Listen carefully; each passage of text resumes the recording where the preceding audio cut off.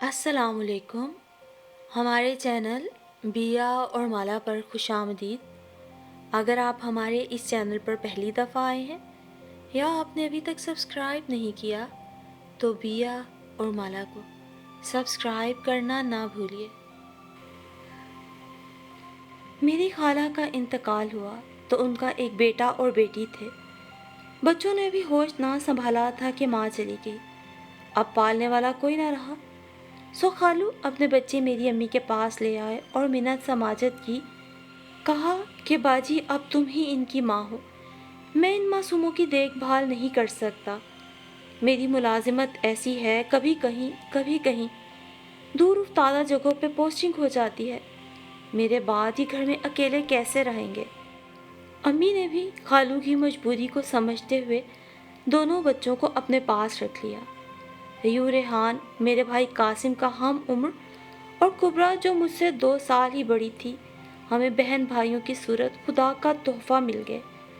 خالو ہر ماہ بچوں کا باقاعدگی سے خرچ بھجواتے، ریحان اور قاسم اکٹھے اسکول جاتے، اکٹھے پڑھتے، جبکہ میں اور کبرا اسی طرح یکجان 2 قالب ہو گئے۔ اللہ کا نظام بہترین ہے، ہمیں بہن بھائیوں کی کمی کبھی محسوس نہ ہوئی۔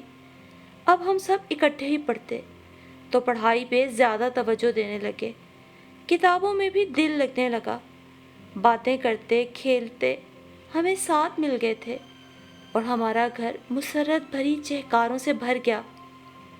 میرے والدین نے چونکہ خالو کے ان دونوں یتیم بچوں کو ماں باپ کی کمی محسوس نہ ہونے دی تھی، تبھی وہ بھی پرسکون ہو گئے۔ مہینے 2 مہینے بعد چھٹی ملتی تو 2-4 دن ہمارے گھر آ کر اپنے بچوں کے پاس رہ کر چلے جاتے۔ خالہ کی وفات کو 4 سال ہو چکے تھے۔ خالو نے ابھی تک دوسری شادی نہ کی۔ ایک دن امی نے انہیں سمجھایا، اب تم دوسری شادی کر کے اپنا گھر بسا لو، کب تک یوں ہی میس سے کھانے کھاتے رہو گے؟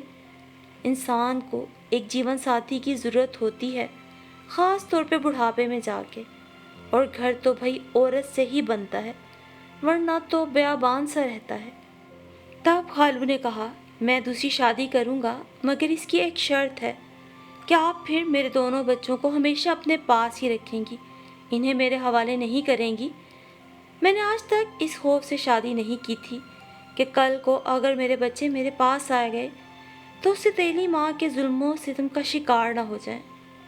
ٹھیک ہے بھائی صاحب، جب تک میں زندہ ہوں یہ میرے پاس ہی رہیں گے، کیونکہ میں بھی اب ان کے بغیر نہیں رہ سکتی۔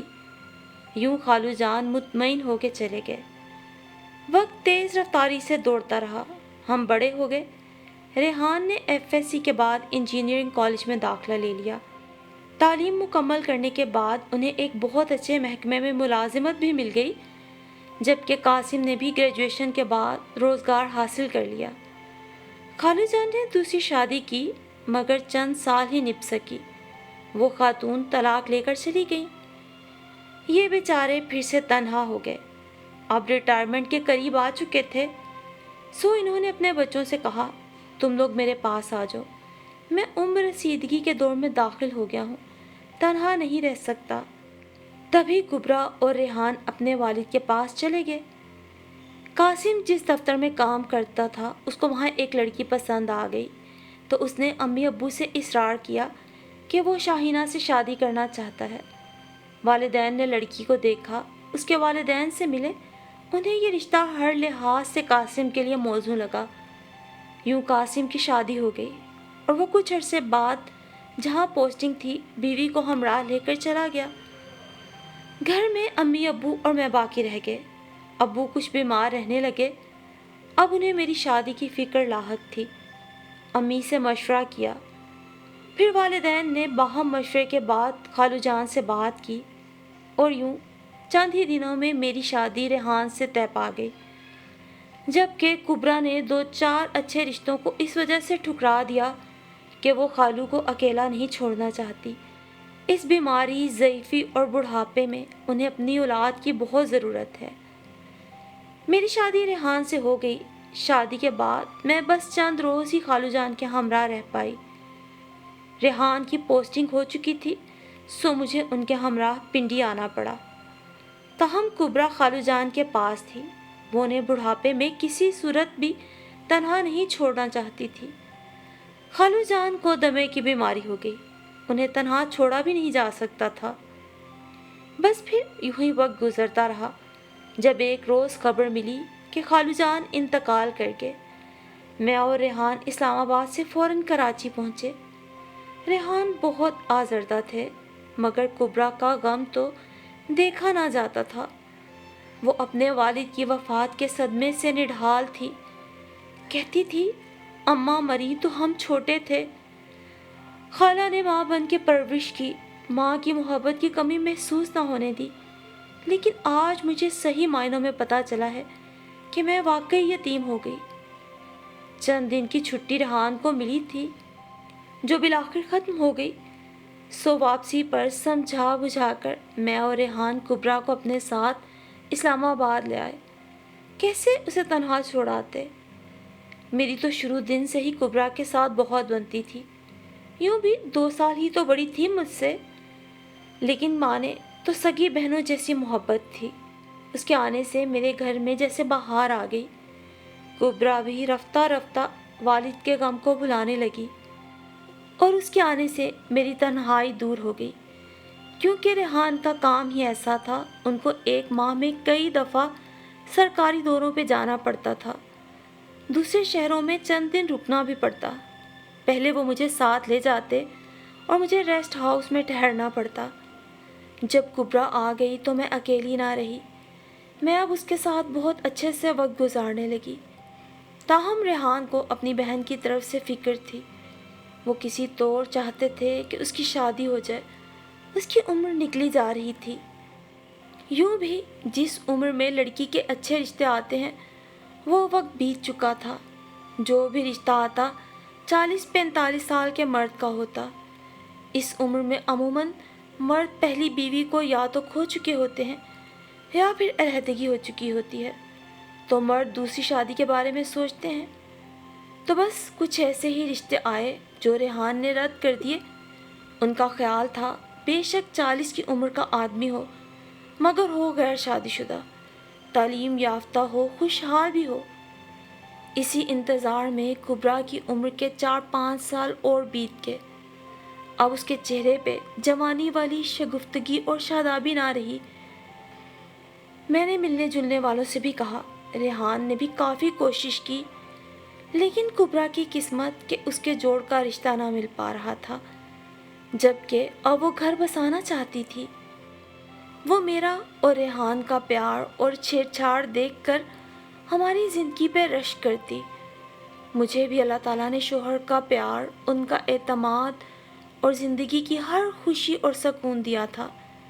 लेकिन अफसोस कि अभी तक औलाद की नेमत से महरूम थी।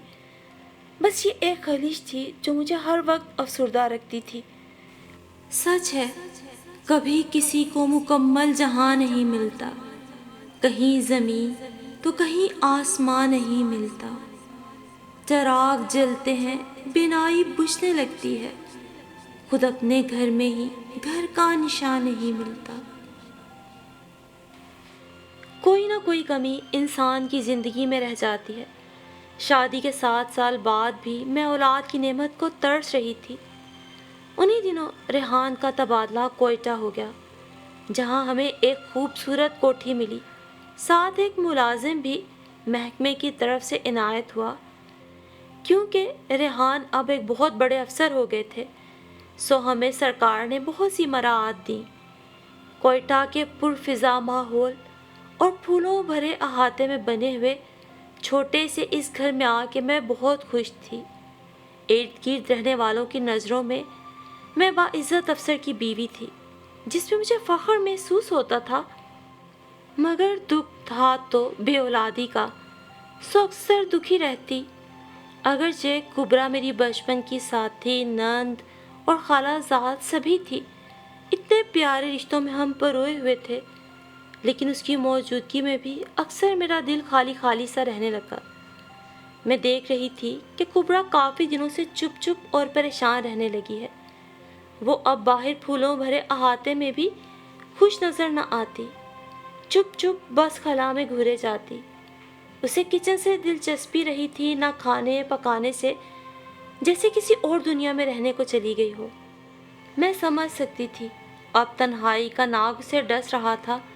اسے حقیقی معنوں میں جیون ساتھی کی خواہش تھی۔ سوچتی اگر میرے بچے ہوتے تو چلو اس کا بھی دل بہل جاتا۔ سرکار نے ہمیں جو ملازم دیا تھا وہ ہمارے سرونٹ کوارٹر میں رہتا، 20-22 برس کا بہت خوبصورت نوجوان، جس کا رنگ شہد اور گلاب کے پھولوں جیسا نکھرا تر و تازہ تھا۔ وہ پہاڑی علاقے کا رہنے والا تھا، سادہ کپڑوں میں بھی شہزادہ لگتا تھا۔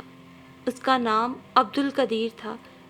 جب بھی بات کرتا لہجہ دھیما اور نظریں نیچی رکھتا، سودا سلف لاتا، غرض تمام کام اس کے ذمہ تھے۔ ہم اس کو ناشتہ اور کھانا دیتے تھے، وہ بیرونی طرف کے دروازے سے کچن میں آ کر برتن بھی دھو جاتا۔ اس کی شادی شدہ بہن تھی جو اسی طرح ایک افسر کے سرونٹ کوارٹر میں رہتی تھی۔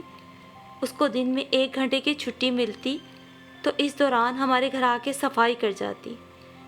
اس لڑکی کا نام رحمت بی بی تھا۔ رحمت بی بی جس کوارٹر میں اپنے شوہر اور بچوں کے ہمراہ رہتی تھی وہ ہمارے گھر سے زیادہ دور بھی نہیں تھا۔ اسی کے توسط سے میں نے اس کے ایک افسر صاحب کی بیگم سلمہ سے بھی تعارف حاصل کیا، اور کبھی کبھار سلمہ سے ملنے چلی جاتی، وہ بھی ہمارے گھر آ جاتی۔ یوں سلمہ میری دوست بن گئی تو میرا دل لگ گیا۔ اس دن بھی رحمت بی بی کام کرنے آئی تو کہا، بیگم صاحبہ آپ کو یاد کرتی ہیں، کہتی تھی آج چکر لگا لے۔ میں نے ارادہ کیا کہ شام کو جاؤں گی۔ ریحان چونکہ لاہور کام سے گئے ہوئے تھے۔ شام ہوئی تو میں نے کبرا سے کہا کہ میں سلمہ کے گھر جا رہی ہوں، تم بھی چلو۔ میری طبیعت ٹھیک نہیں، اس نے کہا، تم چلی جاؤ۔ سلمہ کا گھر آفیسرز کالونی میں ہی تھا۔ میں اکیلی ہی چلی گئی۔ اس وقت قدیر شام کی چائے پینے کینٹین چلا گیا تھا، لہٰذا گیٹ بھی کبرا نے بند کیا۔ بولی، بھابھی آج بھائی گھر نہیں، ذرا جلدی آنا، باتوں میں نہ بیٹھ جانا۔ ٹھیک ہے، بے فکر رہو، میں ابھی آ جاؤں گی۔ یہ کہہ کر میں سلمہ کے یہاں چلی آئی۔ گھنٹہ آدھ گھنٹے بعد ہی لوٹ آئی۔ بیل دی تو گیٹ کبرا نے کھولا۔ قدیر ابھی نہیں لوٹا تھا۔ میرے آنے کے تھوڑی دیر بعد وہ آیا۔ پوچھا، بی بی جی کوئی سودا منگوانا ہے؟ نہیں، آج کچھ نہیں منگانا، تھوڑی دیر میں آ کے کھانا لے جانا۔ وہ اپنے کوارٹر چلا گیا اور میں آ کے بستر میں گھس گئی۔ کبرا سے کہا، باجی تم ہی کھانا گرم کر کے قدیر کے لیے نکال کے رکھ دینا، اور جب وہ ٹرے لے جائے تو باہر کے دروازے کی کنڈی لگا لینا۔ بتاتی چلوں کہ ہمارے کچن کے 2 دروازے تھے، ایک گھر کے اندر لاؤنج میں تو دوسرا باہر کی طرف پچھلے برآمدے میں کھلتا تھا۔ کبرا نے کھانا گرم کیا، مجھے دیا، خود کھایا، قدیر کی ٹرے رکھ دی۔ وہ آ کر لے گیا تو اس نے اندر سے کنڈی لگا دی۔ میں کھانا کھانے کے بعد اپنے بستر پہ لیٹی تنہا بس یہی سوچے جا رہی تھی کہ شاید زندگی بھر میں اولاد کی خوشی سے آشنا نہ ہو سکوں، اور یہ بوجھ دل پہ لیے جانے کتنی دیر کروٹیں بدلتی رہی۔ سرد رات، تنہائی، بے چینی، نیند آنے کا نام نہ لے رہی تھی۔ سامنے لگے وال کلاک میں ٹائم دیکھا، رات کے 2 بجے تھے۔ کبرا کب کی سو چکی تھی، اس کے کمرے کی لائٹ بند تھی۔ میں کچھ دیر کروٹیں بدلتی رہی، بالآخر سوچا کبرا کے کمرے سے رسالہ ہی اٹھا لاؤں۔ دبے قدموں اس کے کمرے میں آئی، ٹارچ سے میز پہ روشنی ڈالی کہ وہ ڈسٹرب نہ ہو۔ تبھی مجھے سرونٹ کوارٹر کی طرف سے دروازہ کھلنے کی آہٹ سنائی دی۔ سوچ میں پڑ گئی کہ آدھی رات کو قدیر کہاں سے آ رہا ہے یا جا رہا ہے۔ تجسس کی وجہ سے ٹھٹک گئی۔ کبرا کے کمرے کی لائٹ جلائی، سوچا وہ تو سو رہی ہوگی۔ حیرت ہوئی جب اسے بستر میں موجود نہ پایا۔ خوف کی ایک سرد لہر میرے سراپے میں سرایت کر گئی۔ جلدی سے لائٹ آف کر دی اور کھڑکی کا پردہ ہٹا کر ذرا سا باہر دیکھا۔ خون جما دینے والی سردی کا ایک برفیلا جھونکا میرے چہرے پر بے رحم پتھر کی طرح آ کے لگا۔ آنکھیں حیرت سے کھلی کی کھلی رہ گئی۔ کبرا دبے قدموں سرونٹ کوارٹر سے نکلی۔ اف میرے خدا! میں نے ہولے سے پٹ بند کیا اور لرزتی ٹانگوں سے آ کر اپنے بستر پہ لیٹ گئی۔ کبرا مجھ سے عمر میں 2 سال بڑی تھی۔ بے شک ہم میں ہم عمروں والی بے تکلفی تھی، لیکن تھوڑی جھجک تھی کہ ریحان اور قاسم اس کو باجی کہتے تھے، میں بھی باجی کہہ دیا کرتی تھی۔ شاید یہی سبب تھا کہ لحاظ کے مارے میں تو اس سے کچھ کہہ ہی نہ سکی، البتہ کان آہٹوں پر ہی لگے رہے۔ اس کے قدموں کی چاپ بھی نہیں آئی، البتہ دروازہ ہلکے سے بند ہونے کی آواز میں نے سنی۔ وہ برآمدے سے گزر کر اپنے کمرے میں چلی گئی۔ مجھے یہ سوچ کے وحشت ہونے لگی کہ میری یہ پاک باز نند روز اسی طرح اپنے کمرے سے نکل کر رات کے کسی پہر قدیر کے کمرے میں جاتی ہے۔ اگر ریحان کو علم ہو گیا کہ اس کی بڑی بہن گھر کے ملازم سے رات کو ملتی ہے، اس کے آگے مجھے سوچنا محال ہو گیا۔ لگتا تھا دماغ ہی نہیں سارا وجود کھوکھلا ہو جائے گا۔ تنہائی، سوچوں کا طوفان اور ریحان کا غم و غصہ، ان سب کے خوف سے میں نے لحاف میں منہ چھپا کر آنکھیں بھینچ لیں۔ صبح تک آنکھیں بند کیے جاگتی رہی۔ 11 بجے کے قریب کبرا خود ہی میرے کمرے میں آئی۔ بھابھی جان، ناشتہ بناؤں؟ نہیں، میری طبیعت ٹھیک نہیں، میں نے لحاف سے منہ باہر نکالے بغیر ہی کہا۔ کیا ہوا ہے بھابھی تمہیں؟ میں نے لحاف سے منہ باہر نکالا، مجھے اس میں کوئی تبدیلی نظر نہ آئی۔ شاید بخار ہے، میں نے کہا، رات بھر نیند نہیں آئے۔ چائے بنا دوں؟ سر میں درد ہو رہا تھا، تبھی مجھے کہنا پڑا بنا دو۔ یہ جواب بھی میں نے اسے آنکھیں ملائے بغیر دیا، جیسے قصور اس کا نہیں بلکہ میرا ہو۔ سچ شکر کہ اسی روز شام کو ریحان آ گئے۔ آتے ہی یہ خوشخبری سنائی کہ وہ 1 ماہ کے لیے بیرون ملک ٹریننگ پر جا رہے ہیں۔ اگر ہم اکیلی ہوں تو یا تو والدہ کو بلا لیں، ویسے کالونی 4 دیواری کے اندر محفوظ ہے۔ ڈرنے کی کوئی بات نہیں، قدیر بھی سرونٹ کوارٹر میں ہوگا، میں اسے تاکید کر دوں گا کہ گھر کا خیال رکھے۔ 5 روز بعد 1 ماہ کے لیے وہ بیرون ملک چلے گئے، اور میں ان کو ایک لفظ بھی نہ کہہ سکی کہ پچھلی رات کی تنہائی کتنی خطرناک تھی۔ ان کے جانے کے بعد میں نے امی کو فون کیا۔ انہوں نے کہا تمہارے ابو بیمار ہیں، قاسم فیملی کے ساتھ دوسرے شہر ہے، میں ابو کو چھوڑ کے کیسے آ سکتی ہوں؟ تم کسی طرح گزارا کر لو، 1 ماہ یوں گزر جائے گا۔ وہ تمام سرد راتیں میں نے خوف کے لحاف میں ٹھٹر کے گزار دی۔ کبرا سے بھی کچھ نہ کہہ سکی۔ سوچا ریحان آ جائیں تو کبرا کی شادی کے بارے میں بات کروں گی، دباؤ ڈالوں گی کہ جو ہو جلد از جلد اس کا رشتہ کہیں کر دے۔ 15 روز جوں توں گزرے، بالآخر ابو کی طبیعت سنبھل گئی اور امی ہمارے پاس رہنے آ گئی۔ میں نے امی سے البتہ کبرا اور قدیر کے معاملے کا ذکر کیا۔ وہ بولی میں خود کبرا کو دیکھ لوں گی اور ریحان سے بھی بات کر لوں گی۔ پھر انہوں نے ایک رات خود کھڑکی سے وہ منظر دیکھا اور آدھی رات کو کبرا کے بستر پہ جا کے لیٹ گئیں۔ جب کبرا دبے قدموں واپس آئی، امی نے اسے دھر لیا۔ اس وقت ان دونوں کے درمیان جانے کیا بات ہوئی کہ صبح کبرا کی آنکھیں سرخ اور سوجی ہوئی تھیں، جیسے وہ بہت روئی ہو۔ بس پھر امی تب تک ہمارے ساتھ رہیں جب تک ریحان لوٹ کر نہ آ گئے۔ پھر انہوں نے ریحان سے کہا کہ کبرا کی طبیعت ٹھیک نہیں، میں کچھ دن کے لیے اسے اپنے ساتھ لے جا رہی ہوں، جب بہتر ہو جائے گی واپس آ جائے گی۔ کبرا بھی امی کے ساتھ چلی گئی، جاتے ہوئے کہہ گئی تمہارا ملازم نہ صرف نکما ہے بلکہ کام چور بھی ہے، اس پہ یا تو نظر رکھو یا اس سے فوراً نکال کے کوئی دوسرا ملازم بلوا لو۔ قدیر کو نکالنے کی تو نوبت ہی نہ آئی، ریحان کی ترقی ہو گئی اور ہمارا بھی تبادلہ لاہور ہو گیا۔ میں امی جان کے قریب آ گئی، لیکن کبرا ہمارے گھر رہنے نہ آئی۔ امی نے کہا کہ وہ اس کی شادی کر رہی ہیں، اس کے لیے انہیں ایک رشتہ پسند آ گیا ہے۔ خوش قسمتی سے امی کے کزن کا ایک بیٹا جو امریکہ میں عرصے سے مقیم تھا پاکستان آیا اور امی سے کہا خالہ جی میری کسی پاکستانی لڑکی سے شادی کرا دیجیے۔ وہاں ایک شادی کی تھی امریکن بیوی سے، لیکن نبھ نہ سکی اور شادی کے کچھ عرصے بعد طلاق ہو گئی۔ تب سے تہیا کر لیا تھا کہ اب اپنے وطن کی لڑکی سے ہی شادی کروں گا۔ اس کا نام فرقان تھا۔